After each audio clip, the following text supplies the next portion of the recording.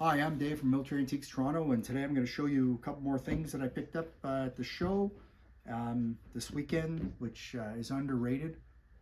If you are in the GTA, GTA is relevant. So if you are in Burlington, Ontario, there is a once a month show, third Sunday of the month, Canadian Society of Military Medals and Insignia. You might want to check it out.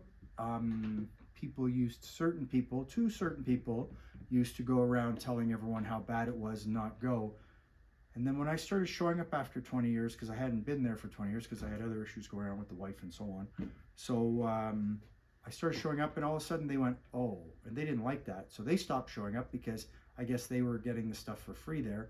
So they don't really show up much anymore, which is fine. But they were telling everyone how bad the show was so that people would come in and sell the stuff cheap and they would get it. Good deal. I think it's kind of dishonest, but whatever.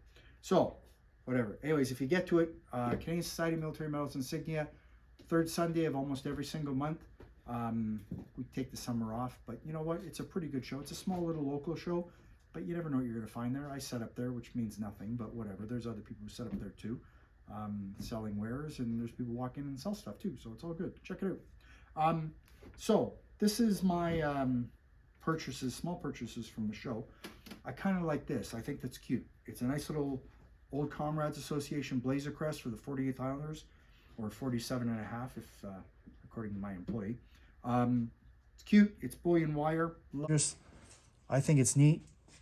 It's not, I was not in the 48, so I will not wear it, but I think it's a neat piece, and that'll get listed and put on the website as soon as we can.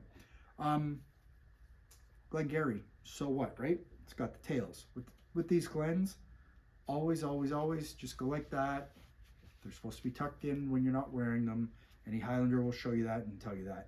That's how you take care of them, because if they're out like this, they will eventually rot off. So try and take care of them by tucking the tails inside the Glen. What's important about this is, this in my mind is a dark green Glengarry for the Cameroonians. Of course, having said that and then picked it up, I believe that should be black for Cameroonians, but I could be wrong. Anyways, this is a dark green Glengarry.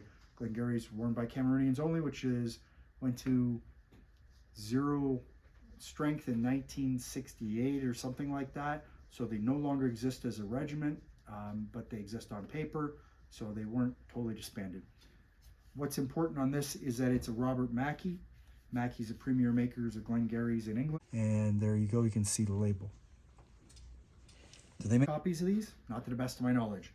But you know what? Anything's possible. Meaning specifically Robert Mackey tags. You know what? Anything's possible. I'm sure the way things are going, they would make copies of them and sell them as real Robert Mackeys when they're not. What do I know? As a little side note, the Canadian Forces used to have to make all their badges and stuff here in Canada. Now they've gotten to the point where they're all made overseas, so it's made in China or made in Pakistan.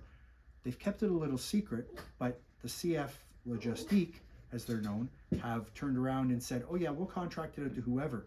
Just give it to us as long as we get it. And then they've turned around, and so they're supporting the economy in Pakistan and China instead of supporting the Canadian economy. Last I heard, our Prime Minister was all interested in having the forces being supplied by Canadian suppliers, yet all of them are made in China and Pakistan and India now. That makes sense to me. If you went to England, at least I could sort of understand that, but you're not even doing that. You're making it in China. Whatever, I'll let you figure that out yourself. These are World War I, I'm going to get the word on, tumplines. And what this is, it's dated 1918, and these are for securing heavy packs. So that goes on your forehead, straps the pack so it takes the weight off all your back and you're leaning forward. They're not that easy to find, normally because they're leather, they rot out.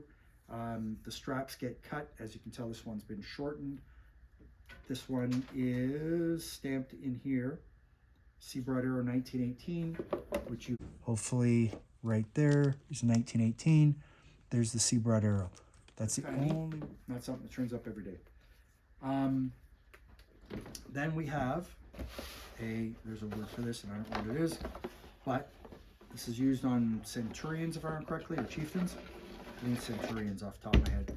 So it's a radio set, microphone set for the radio. What's neat about this is that it's dated 74 and came out of 25 Canadian Forces Supply Depot. So CFSD Montreal, right there. It's got a 99 NATO stock number, which I did discuss before. 20 and 21 are Canadian, 20 is the new one. 99 is British, 00 and 01 are US. But 99 is British, so this is clearly a British-made item that was supplied to us. And did we keep the NATO stock number? Yeah, we did at 99, we did. So when you ordered this part for your tank, for the comm system, that's what you got. So push to talk, and it's got a clip-on to whatever, tanker suit, and obviously that hangs around your neck. So that's kind of neat. It's not something you find every day, truthfully. There is a specific word for this set, and I do not remember what the gentleman told me it was, but it's kind of neat, and it's not something you find every day. So that's something that will get photoed and listed at my earliest convenience. Last but not least is this radio. So this is a radio, this type of radio was dropped to by SOE during World War II to, you know, like French resistance. And you'd have it, and you could listen in to whatever the British were broadcasting. So this little radio, if I remember correctly, was this a hand crank one, or is this a battery operated? I think this panel comes off. Of course, I should have probably done this before, but I didn't. Let's see. Oh, there we go. Probably gonna break it. Let's not do this too much. All right. Yeah, there we go.